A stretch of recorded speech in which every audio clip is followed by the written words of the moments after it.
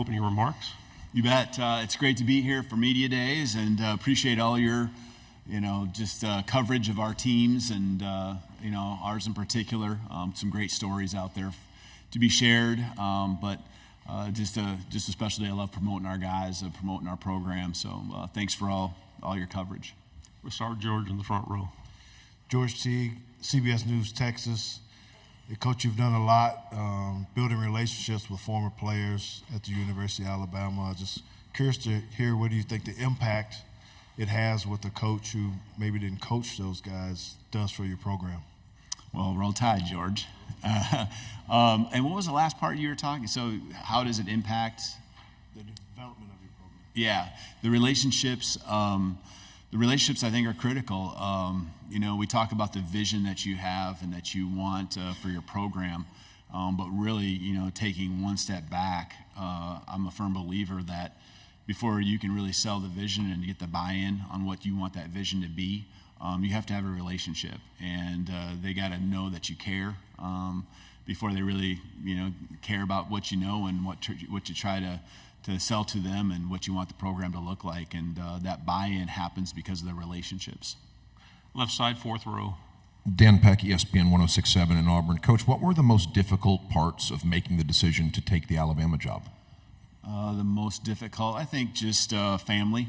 You move around, and I think we've lived in the last 15 years, I think, in 13 or 14 different houses, in about 9 cities, I think, and so 9 different moves. And so knowing that takes a toll, not just on myself, but my family, that's hard.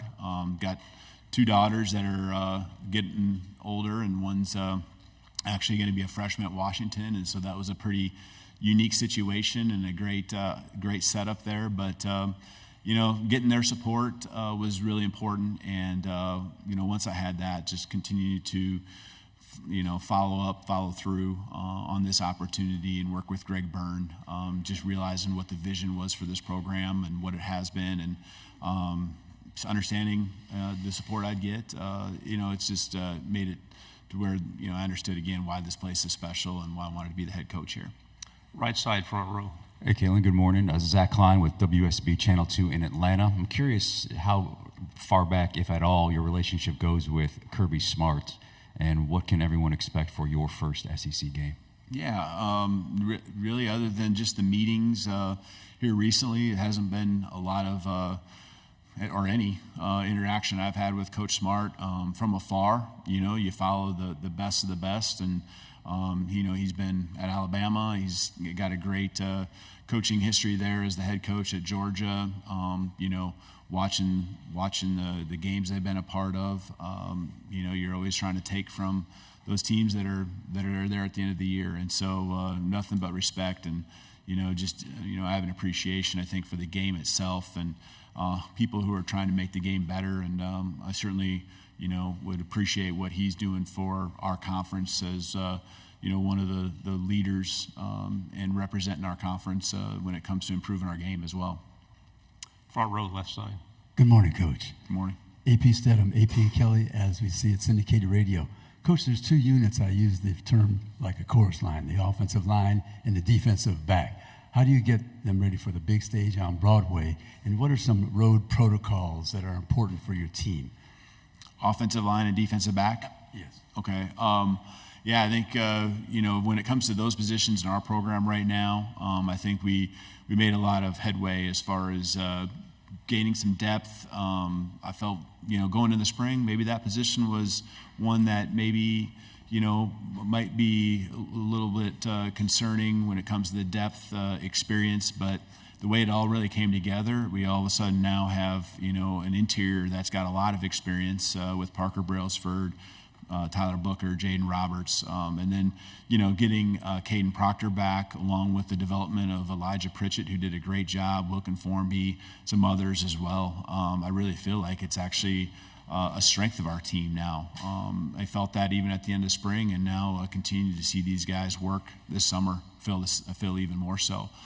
Defensive back, I think we put a lineup out there that is got some experience, but I think us as a coaching staff, it's going to be really important to just every single day, press upon these guys because we have a lot of youth that is very talented, and just pressing on them how important every day is. And their development's going to be critical for us, not just from a depth standpoint, but we could have some young guys out there playing sooner than later when it comes to, playing defensive back and corner in particular. The pro.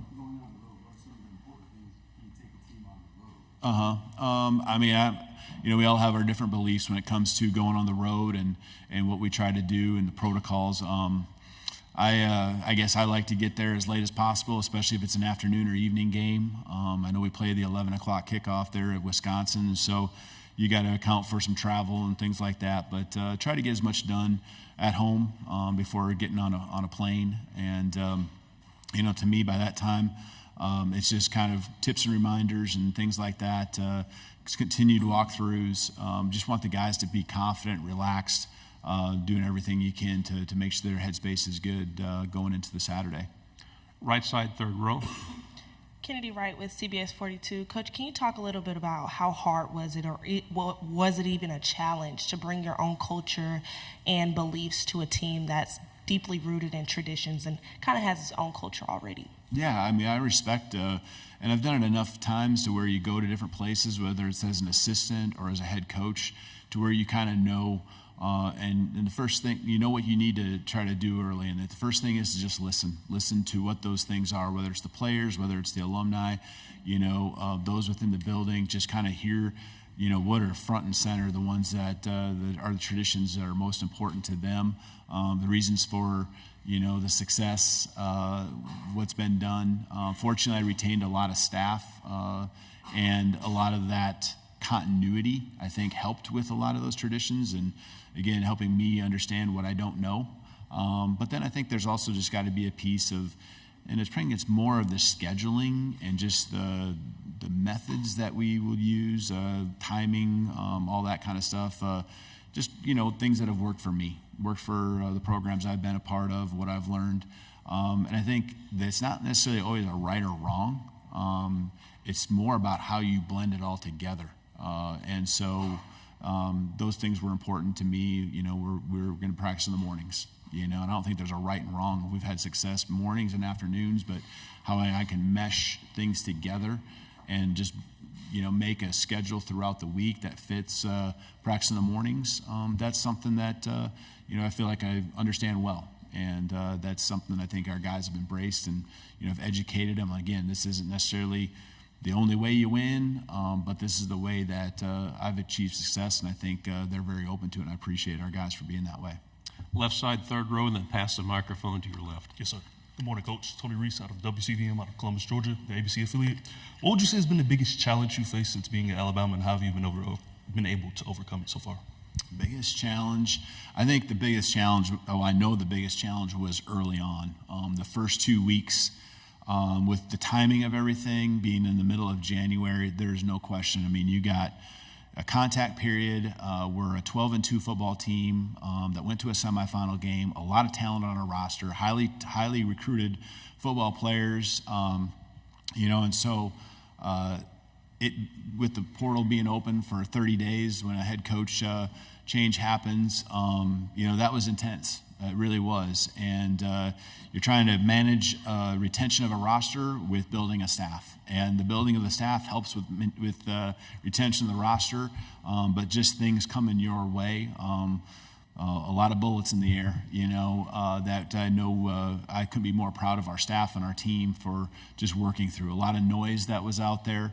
And there was a couple guys that moved on, but for the majority of our team to stick around and stay, it was probably the toughest time, but it's one that I think has been very rewarding when it comes to us understanding who we are and appreciation for what we've been through so far here in the first 6 months. Stay on the left side, third row. Tyler Shaw with KBTX in College Station. How much have you and Nick Saban kind of talked since taking over the role, and kind of going off that challenges? What kind of unique challenges do you have in this role after taking over from Saban? Well, I think Coach Saban's been nothing but gracious with time. Anytime I've reached out to him, he has an office over there at Stadium. I got a chance to go over there a couple times to see him, and he's a busy man too, and he's got his things he's doing. But, I think I have just first of all, want him to always know that he's welcome, but I also appreciate that he has put forth the ultimate respect in trying to let us kind of establish who we are. But I said it earlier, this morning, that anyone who's poured into this program, I want them to always feel a part of it, because they've got us to this place, and there's no one more than Coach Saban that's put this program on the map to the level it is right now. And so, I just appreciate any wisdom he shares, whether it be program related or just football in general. He's a promoter of the game. I know he's going to knock it out of the park with his opportunity there as an analyst as well. And so it's a great asset to have close to home. But he's been great for our staff as well. A couple of our staff members have gone over there and met with him, whether it's football related or even not football related. So nothing but appreciation for everything he's been to us so far at this point. Right side, fourth row, then pass the microphone to your right. Hey, Coach. Michael Bronner for WNSP in Mobile. You talked a lot about Jalen Milroe in there. A lot of people have been hopeful that you'll be able to help him take that next step as a passer. Of course, the season Michael Penix had for you last year. What do you think it is about your offense that allows a quarterback to be the best version of themselves? Yeah, sure. I think that there's I think, first of all, the talent of your quarterback is most important, right? You can go to drastic levels and talk about a guy who can't pass. Well, in the end, your passing game's not going to be what you want it to be. But, Jalen's super talented, when it comes to down the field throws, which are not easy. He was one of the best in the country. He and Michael both were two of the top, I think 3 or 4 in the country when it came to accuracy, efficiency, yards per attempt in some of those areas, depending on how you look at it. I think just continue to grow his game, build confidence. It's new language, verbiage that he's got to learn, directing the whole show, and knowing the things that he can do within our system without making it too complicated. That's what Michael had. And he had a few years at it, right? Because we were together at 2019, 2020. He ran the same system under Nick Sheridan at Indiana, 21. And I know there were partial seasons, but then 22 and 23 there at Washington. So he had multiple years. And so, Jalen's just pouring himself into this, learning it as fast as he can. You're never going to question the work ethic of this guy. And, from a passing standpoint, he's got the skill set, he's got the tools, and now it's just tying the footwork to the reads and the progression, knowing when to take off and run, knowing how to move the chains, believing that, hey, in each other, that if you can go through your progression, we can call those shots down the field. If it's not there and you check it down, the next time we can call it again and be confident in calling them more often than less. Right side, fourth row. Hey, Coach. Ben Bobick, Local 3 News in Chattanooga. Amari Jefferson, a kid from the Chattanooga area, stayed over from Saban's recruitment. How do you foresee using him, his playmaking ability in your offense, and has he transitioned to the college football, at least, Amari just came in this summer and extremely, talented, highly touted, just versatile. You see it with the other sports and things that he can do. I think right now, just learning the offense, learning the system. We get to work with them skill set wise during this time of the year. I get a chance to see that, and you can see that he's going to become a really good player in our program. And, at that position, we'll rotate guys in, and especially if they got a way that they can help us. With different certain packages. I'm anxious to get to work with Amari here in the month of August and, get him, see how quickly he can pick things up and get out there and do some things for us. One final quick question right here on the left. Good morning, Coach. Michael Gittins, War Report, Auburn, Alabama. Can you talk about the difference in the types of defenses you had success against in the PAC and what you'll be facing week in and week out in the SEC? And, will any of those differences have an impact on your decisions to either call plays or delegate that responsibility? Yeah, from a calling play standpoint, Nick Sheridan will call the plays, and I just think Nick's a brilliant mind. We have some great staff that I know with a guy like Jamarcus Shepard. They've worked together now for multiple years, and certainly I'm, very much involved in not just the offense but the defense too. And the system is what we've built over many years, and I know Nick's extremely sharp in knowing how to go on the tangents we need to with the personnel we have to make the offense the best it can be.